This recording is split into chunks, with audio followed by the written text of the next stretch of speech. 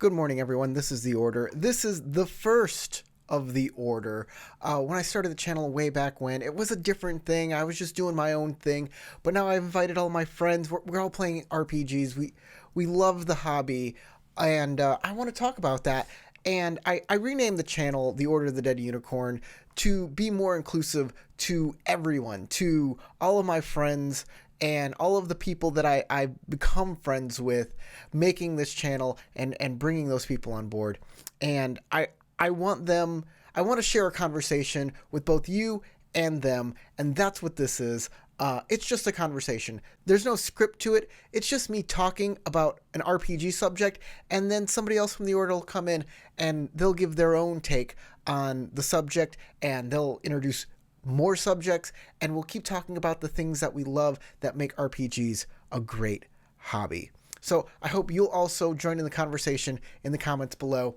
And let's do it. Let's start off The Order. So we do a lot of live streams over on the Dead Unicorn Live. You can go check those out. But I'm going to talk about what happens after the cameras turn off. Well, they don't turn off. We just end the live stream, and then we're just talking. We're catching up. Me and my friends, we're catching up on what happened during the week, and we also like to talk about what happened during the game, what we liked, what we didn't like, and it turns to like RPG thoughts, what we think of the different RPGs and our experiences with them.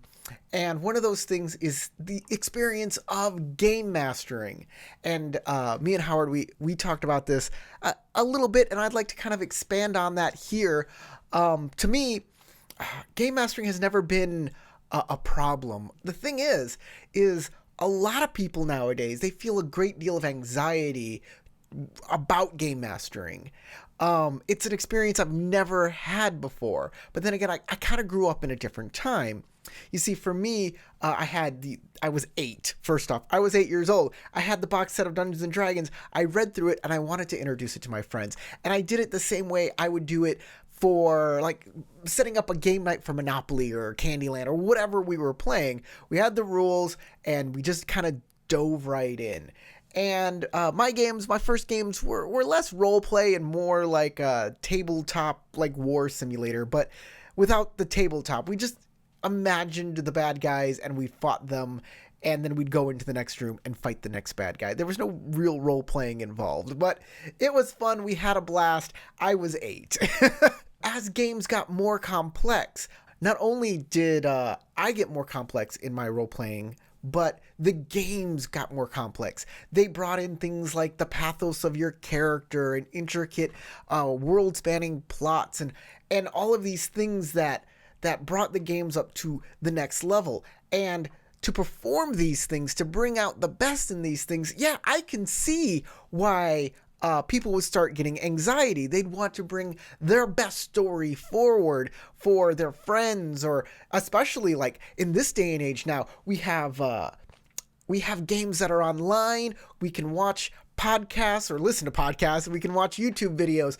We see the Matt Mercer effect. We see role-playing games in our popular media like Stranger Things and Community and that one episode of Teenage Mutant Ninja Turtles. It's everywhere now. And to be a game master, it feels like a responsibility, doesn't it? And I don't want to make light of anybody with anxiety. And I don't want to say the best solution is to go do it if you want to do it. But to not game master, to leave game mastering alone, I feel is a bit of wasted potential.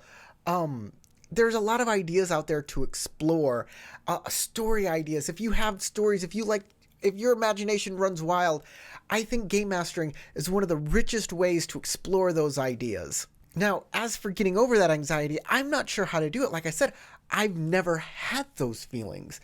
NerdSync, he did an entire video about his trials with his anxiety and running a D&D game. I think that video is pretty good, so I'll link that. But what do you think?